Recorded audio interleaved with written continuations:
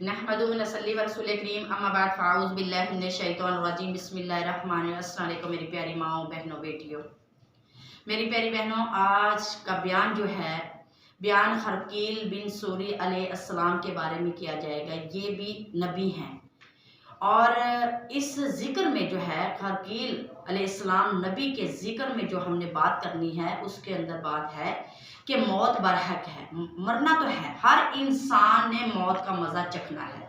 अगर हम दीन का काम करते हुए अल्लाह को राज़ी करते हुए इस दुनिया से चले गए तो फिर भी हमें मौत का मज़ा चखना पड़ेगा। अगर हमने नमाज कुरान नहीं पढ़ा तो फिर भी मौत आएगी। और मौत नमाजी और परहेज़ी के लिए, अल्लाह की इबादत करने वाले के लिए मौत जो है एक आसानी वाला तोहफ़ा है। अगर हम नमाज कुरान नहीं पढ़ेंगे, रब को नहीं राज़ी करेंगे तो मौत में बड़ी तकलीफ है। अल्लाह से दुआ करते हैं कि या अल्लाह हमें अपने रब को राज़ी करने की तौफीक अता फरमा। मौत तो बरहक है, अगर इबादत करेंगे फिर भी मौत आएगी, अगर नहीं करेंगे फिर भी आएगी। लेकिन इबादत करने वालों के लिए इनाम है, जो इबादत नहीं करेंगे उनके लिए गुनाह है और सख्त सज़ा है। खरकील अलैहिस्सलाम अल्लाह के नबी हैं। तफसीर से ये हमने जो है बयान निकाला है, उसमें खरकील जो है अल्लाह के नबी बनाकर भेजे गए। और खरकील का नाम जो है अल्लाह रब्बुल इज़्ज़त ने कुरान पाक में ज़ुल्कफ़ील रखा गया। अल्लाह रब्बुल इज़्ज़त ने इन नबियों को अपना जो पैगाम है नबियों के ज़रिए इनकी कौम तक पहुँचाने के लिए, डराने के लिए भेजा। जब खरकील अपनी कौम में गए और उन्होंने जाकर अल्लाह के हुक्म से बनु इसराइल के लोगों को डराया और कहा कि निकलो अल्लाह के लिए, जहाद के लिए, नेक काम के लिए, नमाज के लिए और बाहर निकलो। तो ये लोग जो है मरने के डर की वजह से, बाहर निकलने से, जहाद में जाने से इन्होंने इनकार कर दिया कि नहीं, हम नहीं जाते और इस जाने में तो हमें मौत आ जाएगी। लेकिन उनको ये नहीं पता था कि अगर हम अल्लाह के हुक्म के मुताबिक हम निकलते हैं, जैसे कि खरकील अलैहिस्सलाम ने पैगाम दिया, हम जाएंगे तो अगर मौत आ गई, शहीद हो गए तो बड़ा इनाम है, दर्जा है, वैसे भी मौत आ जाएगी। इन लोगों ने इनकारी कर दी। तो फिर क्या हुआ, आज सुने। अल्लाह रब्बुल इज़्ज़त हमें ये पैगाम सुनकर लंबे सजदे करने की तौफीक अता फरमाए। जब ये लोगों ने इनकार किया तो फिर कहाँ क्या हुआ, खुदा का गजब आ गया। गजब ऐसा आया कि वहां पे वबाई बीमारी जो फैल गई, ऐसी फैली कि बहुत से लोग तो अपने घरों में ही मर गए।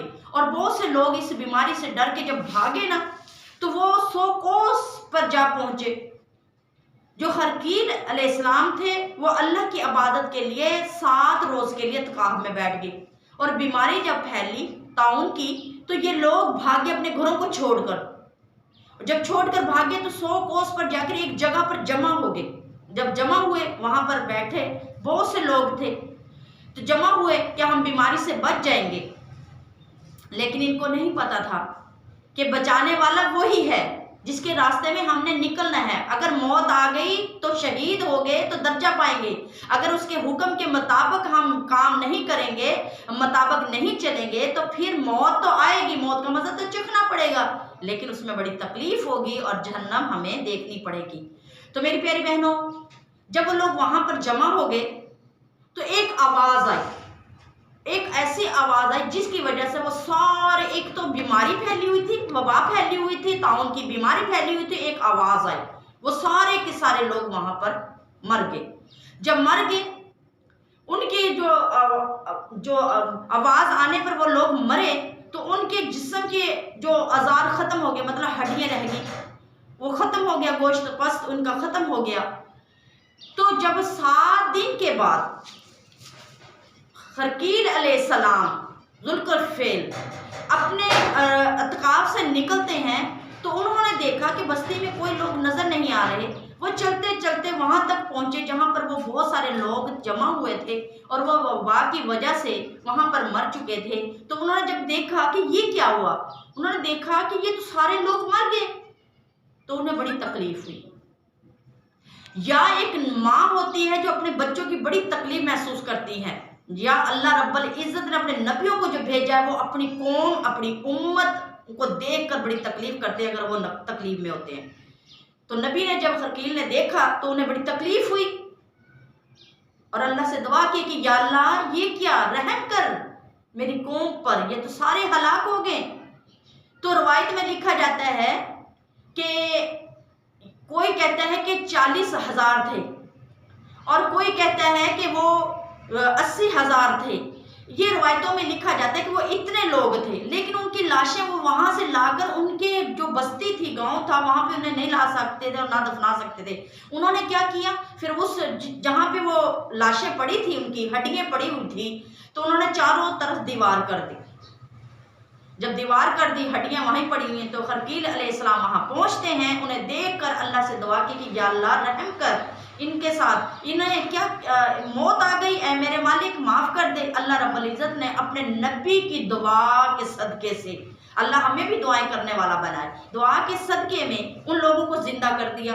जब जिंदा किया, वो लोग वहां से चलते चलते, जैसे कि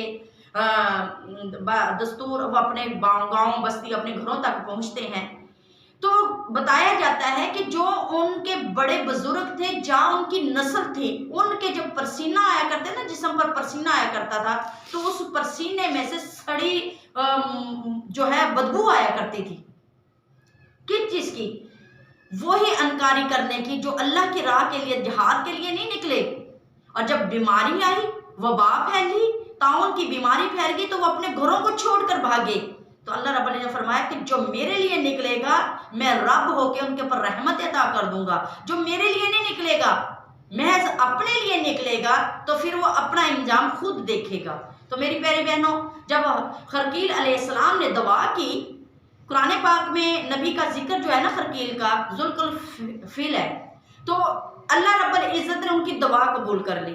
अब वो जो लोग थे, जिंदा होने के बाद वो अब कभी तो खरकील अलैहिस्सलाम की मुखालफत करते हैं, तो कभी इनके बारे में कैसी बातें करते हैं। लेकिन वो लोग जो थे, मूसा अलैहिस्सलाम का जो है छोड़कर उनको फिर बुत परस्ती के काम पर चलना शुरू कर दिया। लेकिन वो लोग समझे नहीं, समझे नहीं, जिसे अल्लाह चाहे हदायत अता फरमा दे। तो मेरी प्यारी बहनों, तो जो खरकील अलैहिस्सलाम थे, वो जब वहां से देखा उन लोगों ने कि वो लोग ना समझने वाले हैं, तो उन्होंने हिजरत करके दी, यानी शाम जो है जमीन बाबल में पहुंच गए। वहां जाकर वो बसे और वहीं इंतकाल कर गए, और दरमाने दजला और कुफा के दरमियान उनको दफन कर दिया गया। अल्लाह रब्बुल इज्जत से दुआ करते हैं कि या अल्लाह हम पर रहम फरमा, हमें सीधे रास्ते पे चलने की तौफीक अता फरमा। ऐ मेरे अल्लाह, हमारे नबियों को हमें डराने के लिए आपने भेजा है, हमें अपने नबियों की सुन्नत उजागर करने की तौफीक अता फरमा।